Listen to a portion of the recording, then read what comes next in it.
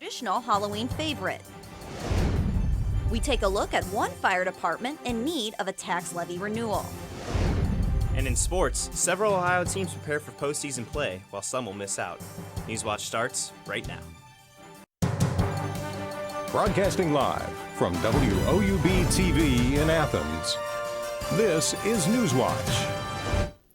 Halloween weekend begins today, and the Athens City Council candidates are preparing for elections on Tuesday. Good evening, I'm Catherine Blaine. Thanks for joining us.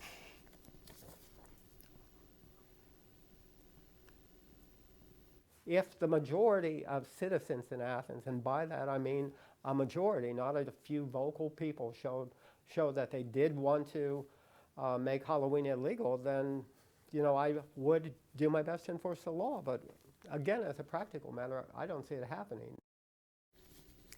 In the past, Athens has had issues when it comes to the annual notorious Halloween block party. Some residents complain about the Halloween block party to City Council. Athens City Council candidates will have to hear these complaints in the near future. And council candidates like Patrick McGee and Aaron Dodderman are ready to take these issues head on, like you just saw there. And you can vote for any of the Athens City Council candidates on Election Day, Tuesday.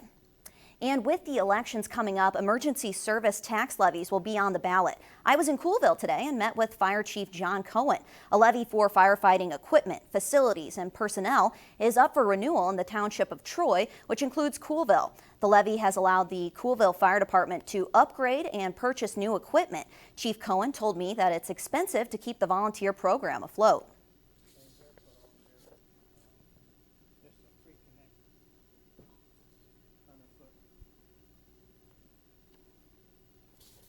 Hopefully that when it comes up that they will read it and vote it back in, because if they don't, it's the same with this township. If we don't have a levy, we can't run. When money runs out, we're done. Well, we'll have more on the Coolville fire levy during our election special Tuesday night at 11. And numerous break-ins have been reported in the past week in the Plains area of Athens County. According to the Athens Messenger, reports have been received from Ohio Avenue, Main Street, and North Plains Road. They say people are breaking into vehicles. One caller reported 2 individuals wearing hooded sweatshirts attempting to break into vehicles in the early morning hours of Monday. One report states that loose change was stolen. A second report states that numerous items were stolen, including a GPS and a digital camera. The Athens County Sheriff's Department is planning to increase patrols in the area. And the Southeastern Ohio Regional Jail has a new warden for the time being. Josh Van Bibber was named the interim warden Wednesday. Van Bibber was appointed by an 8-0 vote by the jail's governing board. He will serve as the interim warden until January 2016. Then the jail board will decide whether to offer Van Bibber the full-time position as warden. The board will also consider an outsider for the position.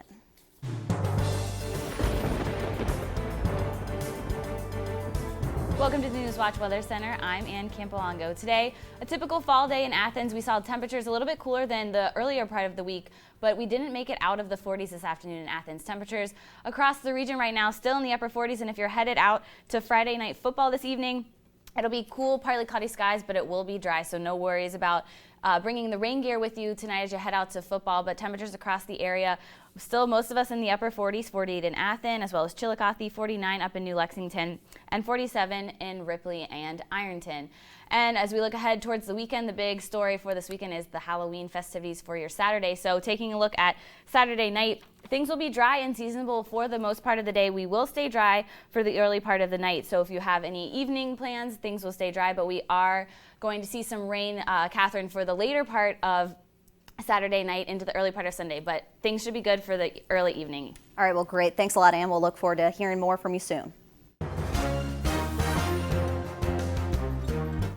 Issue 2 and 3 have been popular this year, but backers of Issue 1 are trying to grab some last-minute attention. Issue 1 seeks to overhaul how the state draws legislative districts. They have been endorsed most recently by groups on both sides of the abortion debate: NARAL, Pro-Choice Ohio, and Ohio Right to Life. The proposal would replace a redistricting system criticized with gerrymandering with a process described as more fair and bipartisan. And Fayette County is requesting funding to consolidate 4 high schools. The county wants to combine Fayetteville, Meadow Bridge, Midland Trail, and Oak Hill high schools into a new school. The West Virginia School Building Authority is reconsidering the request. This comes after county officials filed a lawsuit saying the authority violated the state's open meetings law by discussing and taking action outside its posted consent agenda. It was originally denied after a lack of local support. And pick up your prostitute, your photo will go here. That's what a new West Virginia billboard will say. Huntington Police will begin using an electronic billboard to display the faces of people convicted of soliciting prostitutes. Police Chief Joe Cicerelli says research suggests publicly outing those who solicit prostitution instead of the prostitutes themselves is an effective tool in addressing the prostitution issue. He says the sign is designed to deter additional crimes surrounding prostitution. And with Halloween right around the corner, it's the perfect time to get out and see the beautiful fall foliage. The West Virginia Division of Forestry released its final fall foliage report of 2015 yesterday. And if you're looking to take a drive or take a picnic, Forester recommends Jefferson Morgan counties, among others. The division says most of the remaining foliage in the state is past peak as recent rains and winds have taken a toll. And if you're looking for something to do this weekend and avoiding the Athens Halloween crowd, we had the perfect idea for you. WOUB reporter Katie Anderson took a trip down to West Virginia to see a Halloween display you won't want to miss. It's that time of year again, when jack-o'-lanterns make their front porch debut. But one man in the small town of Canova, West Virginia, takes Halloween decorating to a whole new level. We expanded, and it just grew and grew, and then had more and more ideas. Ideas that led to the creation of the famous pumpkin house. There are carved pumpkins on the roof, on the front porch, and on rows of scaffolding, more than 3,000 of them. I don't know how to stop now. In fact, I'm afraid that if we would, there'd be a lot of people travel a great distance and not get to see it. The Griffith family has been doing this for 24 years and is determined to keep the tradition alive. Rick Griffith says the crowd has grown to more than 30,000 people from across the country. There are many really fancy Halloween displays across the country, but I think the thing that challenges us and makes ours different is we have to start from scratch every year. Each pumpkin has a specific spot in Griffith's masterpiece. It's given a design and then sent to get ready for showtime. Now, the Griffiths can't make this all possible by themselves. Every year, hundreds of volunteers come out to create their own pumpkin masterpiece. One of those volunteers is Rachel Gibson, who looks forward to the pumpkin house every year. Just the sense of community that everyone kind of comes together and really appreciates it and helps out, and it gets done every year. There are, so many pumpkins, but yet it always gets done because people are there.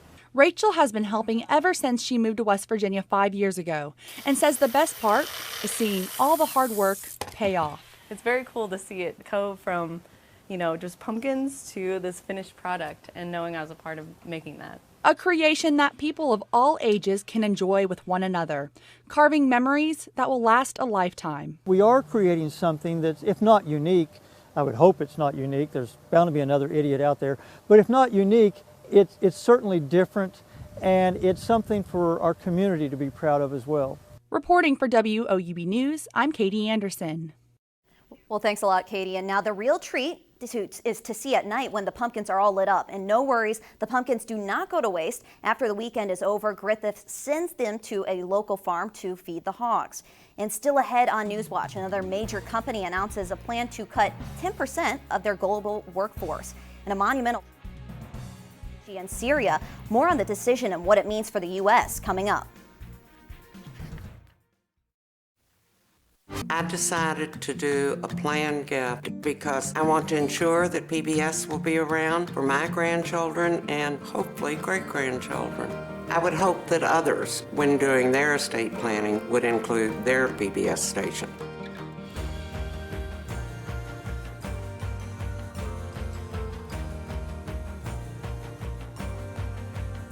My PBS station is part of my community. That's something I really value. Ohio University students really have a huge sense of pride in our campus, in our school, and in our education. People don't come to Ohio just to go to college. They come here to become become a Bobcat. It's a really unique atmosphere. Bobcat pride is having that natural camaraderie. Bobcats are just happy to be Bobcats. My favorite time of year at Ohio has to be homecoming. When the alumni come back, you can see that the love of this university doesn't fade. Once you're a Bobcat, you're always a Bobcat. The student body here at Ohio University absolutely is a family. The students support one another. You become this unit, this big, friendly family unit. There's this connectedness. You feel a part of something. Driving in on the highway and just seeing the red bricks and the trees again, it's just like coming back home. There's great students, great professors. You just walk around campus and think, oh my gosh, I can't believe I go here. I feel like I matter in the community, and I feel like I matter here at Ohio University. It's home. Athens is home. My professors really care. They care about my grades, they care about my opportunities, they care about my experiences, they want me to succeed. They give those opportunities to the students. My professors have been extremely approachable. Literally, their door is always open. You can go to them with pretty much anything. Everyone knows your first and your last name and where you sit in the classroom. I really never feel like I'm being talked down to or just being taught material. I always feel like I'm having a conversation. And they want to share those opportunities and those experiences with us.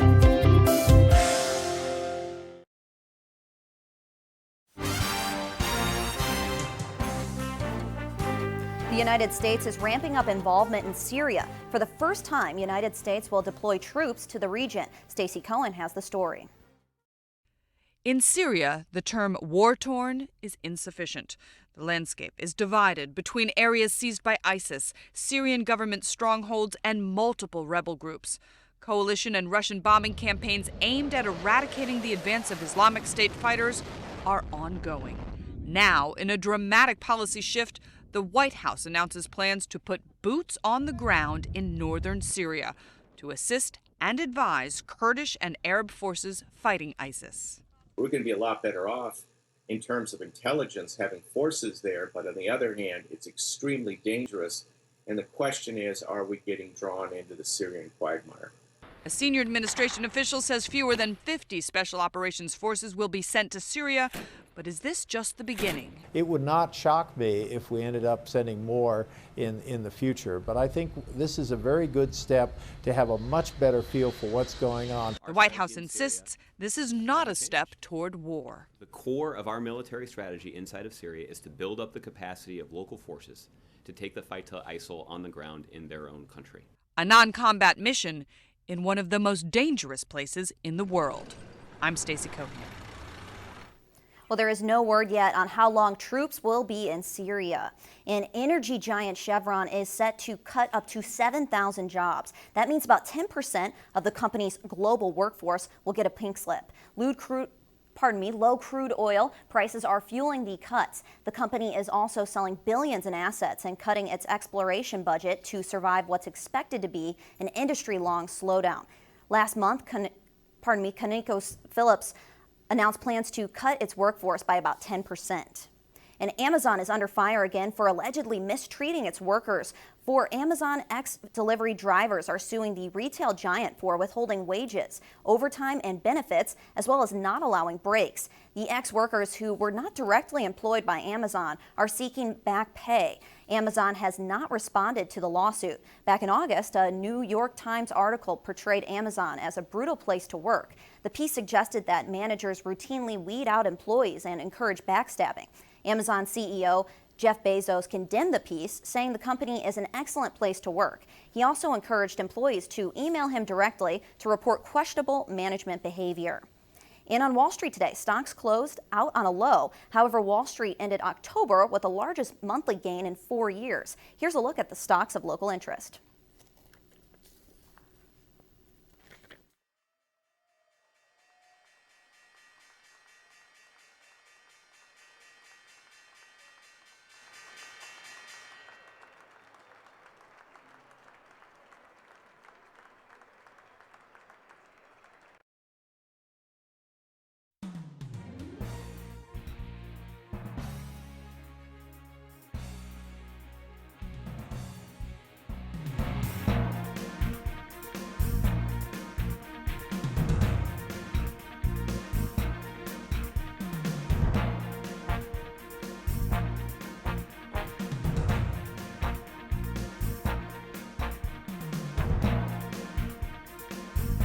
The gourd times roll. A Halloween tradition is going downhill in Ohio. That story still ahead. Plus, we'll have a mild weekend. I'll let you know what your Halloween forecast will look like. All that plus your 7-day outlook coming up next on Newswatch. I support one student in college with a scholarship. Just the way I want to pass on a legacy of education. I would like to pass PBS on to the next generation.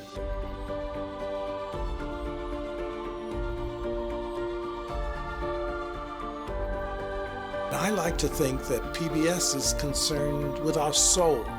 If your soul is in the right place, you're giving back. Ohio University students really have a huge sense of pride in our campus, in our school, and in our education. People don't come to Ohio just to go to college. They come here to become a Bobcat. It's a really unique atmosphere. Bobcat pride is having that natural camaraderie. Bobcats are just happy to be Bobcats. My favorite time of year at Ohio has to be homecoming. When the alumni come back, you can see that the love of this university doesn't fade. Once you're a Bobcat, you're always a Bobcat. The student body here at Ohio University absolutely is a family. The students support one another. You become this unit, this big, friendly family unit. There's this connectedness. You feel a part of something. Driving in on the highway and just seeing the red bricks and the trees again, it's just like coming back home. There's great students, great professors. You just walk around campus and think, oh my gosh, I can't believe I go here. I feel like I matter in the community, and I feel like I matter here at Ohio University. It's home. Athens is home. My professors really care. They care about my grades, they care about my opportunities, they care about my experiences, they want me to succeed. They give those opportunities to the students. My professors have been extremely approachable. Literally, their door is always open. You can go to them with pretty much anything. Everyone knows your first and your last name and where you sit in the classroom. I really never feel like I'm being talked down to or just being taught material. I always feel like I'm having a conversation. And they want to share those opportunities and those experiences with us.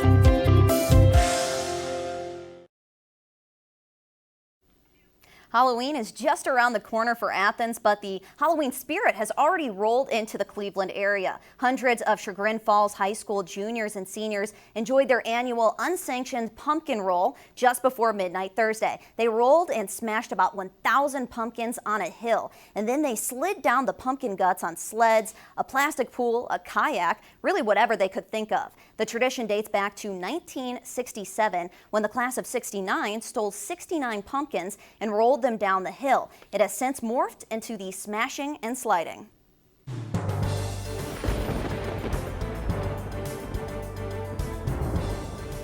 Welcome back to the Newswatch Weather Center. I'm Ann Campolongo. So tonight in Athens, we are going to see dry conditions, cool out there for you if you're headed to Friday night football tonight. Partly cloudy skies, calm winds tonight for you. So things will be good if you're headed out for the football. You won't have to bring your rain gear, anything like that. Temperatures across the region, though, most of us seeing the upper 40s. We actually didn't get out of Athens didn't get out of the 40s today. So 48 in Athens, 48 in Jackson, as well as Chillicothe, and then 49 in New Lexington.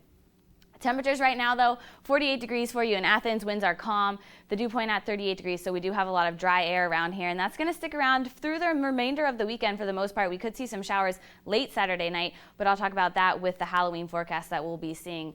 For the almanac today, though, as I mentioned earlier, we didn't make it out of the 40s today, so 49 was our official high. Below average for this time of year, and then we're going to see those temperatures continue to be right around average for the rest of the weekend. Seasonable temperatures for your Saturday and Sunday. But then as we look ahead into next week, we'll see temperatures much warmer than average for this time of year. Precipicast for tonight, though. Again, high pressure is still in control, so that's going to remain in control for the evening hours tonight. Dry conditions, we'll see partly cloudy skies, but that high pressure is going to slowly work its way off to the east, bringing with it more chances of rain as that slides off to the east. This low pressure system off to our west will continue to work its way across the Midwest, bringing with it some chances for rain showers for the Athens area late Saturday night into the day on Sunday morning. So if you're headed out for festivities, Honey for the Heart this weekend in Athens, the parade on Saturday afternoon, or even the block party, things will be dry for you. It will be a cooler evening, but temperatures in the 50s, but the main thing is we won't have to deal with any rain. So don't worry about that if you're headed out in the 7 or 8 o'clock hour, but then those rain chances will continue to increase in the overnight hours of Saturday, more towards 2, 3 o'clock in the morning on Saturday, even into Sunday. So Halloween weekend for your Saturday. Again, the evening forecast dry and seasonable for you at 7 p.m., dropping into the lower 50s by 9 and 10 o'clock, and then we'll see mostly cloudy skies for the rest of your Saturday evening. Temperatures for tonight, though, across the area dipping down into the 30s, so it will be a colder evening. 33 the low tonight in Athens, 35 in New Lexington, and 37 over in Ripley. Tomorrow, though, we'll rebound up into the upper 50s, even lower 60s for some of us. 60 the high in Athens. We'll see mostly cloudy skies, but we could see a few peaks of sunshine tomorrow. Here's your hour by hour for tomorrow, though. Cool as you start off the day at 9 a.m., 37 degrees, and then by the lunch hour, we will be up in the upper 40s, 49 for you by noon, and then dropping, increasing up into the middle 50s for you by tomorrow afternoon. Tonight, though, we'll reach a low of 33 again. Partly cloudy skies, colder tonight. Winds will be calm this evening, and then taking a look at tomorrow, mostly cloudy skies again. Rain chances late in your Saturday night, so after midnight will be the best chance of rain. So if you're headed out early in the evening on Saturday, you won't need to worry about the rain. Here's your extended forecast, though. Don't forget, we are falling back this weekend, so take your clocks back an hour on Sunday morning at 2 a.m. So temperatures will be nice for this weekend. Seasonable, 60 for you on Saturday, 64 on Sunday. And then if we take a look at the work week next week, temperatures well above average. So if you're not a fan of cold, next week's looking pretty nice for you. Mild temperatures for the start of the work week. Corbin, over to you. Thanks, Sam. I'm Corbin Bagford. Coming up tonight in sports, it's a crucial night for several high school football teams vying for the state tournament. And some Ohio athletics wrap up their regular season this weekend. But for now, stay tuned to WOUB. Here's a look at what's coming up tonight on your public television station.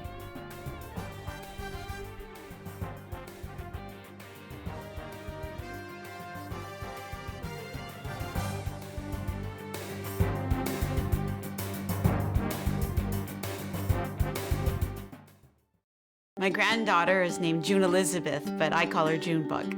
My hope is to teach her about kindness and about the love of animals and nature. I want Junebug to have the same opportunities I had by watching PBS. My husband and I feel so strongly about our PBS station that we've included them in our estate plan. PBS is part of our values, and we want to pass it on to the next generation.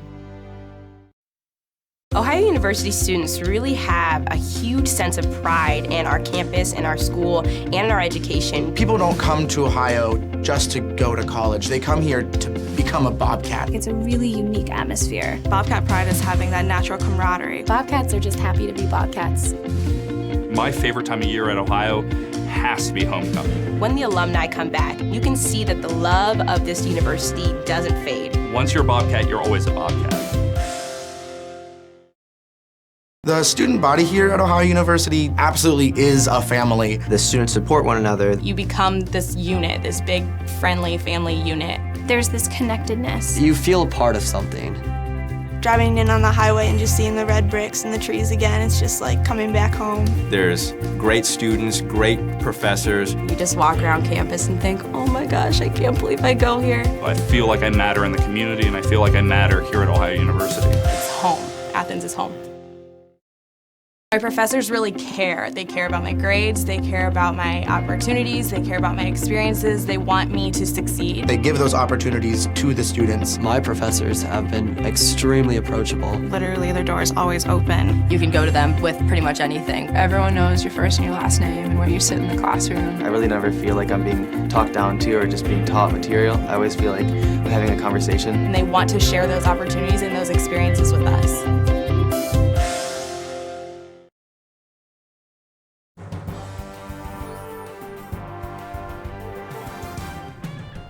Welcome back. I'm Corbin Bagford. The football regular season comes to a close tonight for many high schools in the area, with playoff implications in several matchups.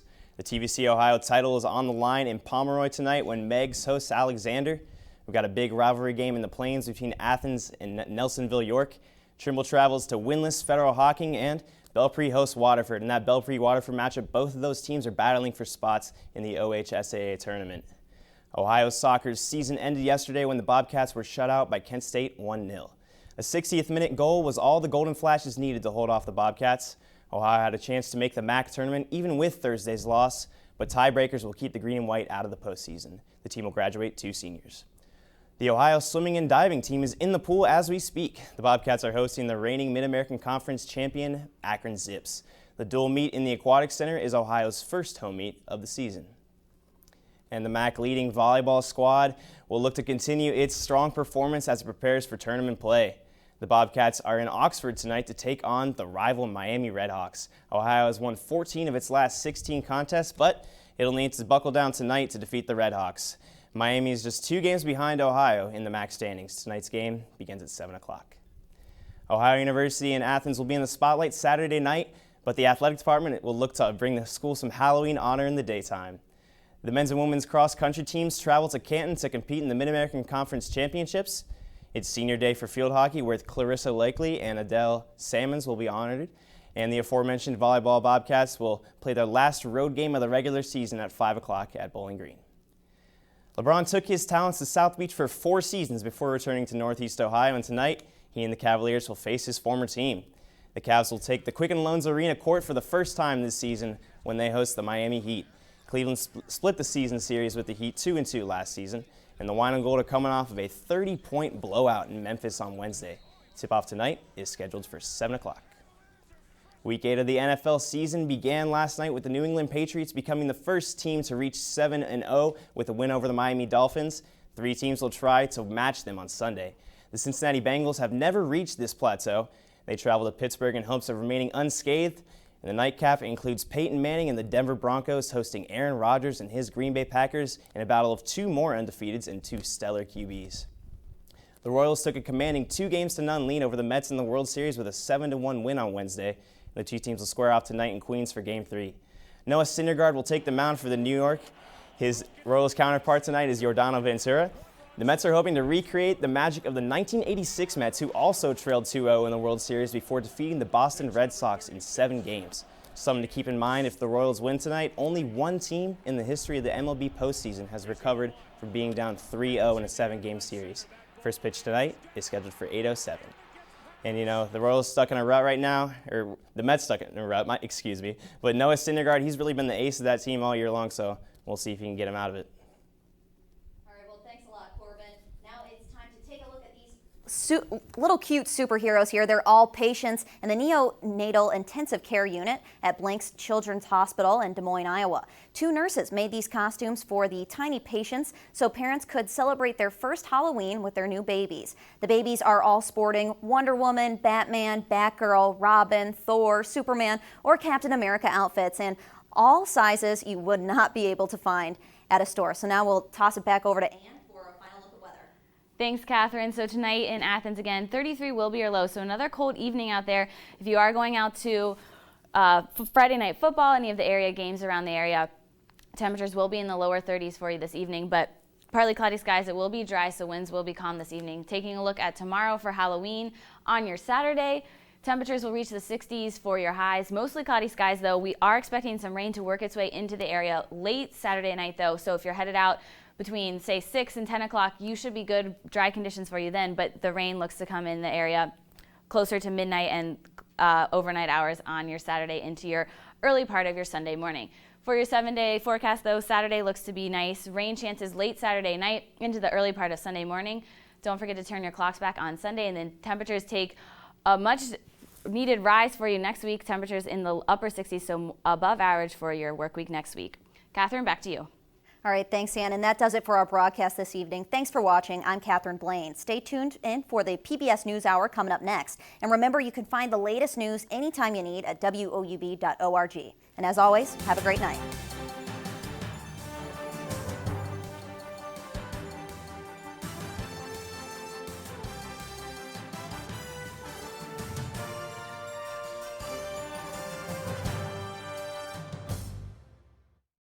I decided to do a planned gift because I want to ensure that PBS will be around for my grandchildren and hopefully great-grandchildren. I would hope that others, when doing their estate planning, would include their PBS station.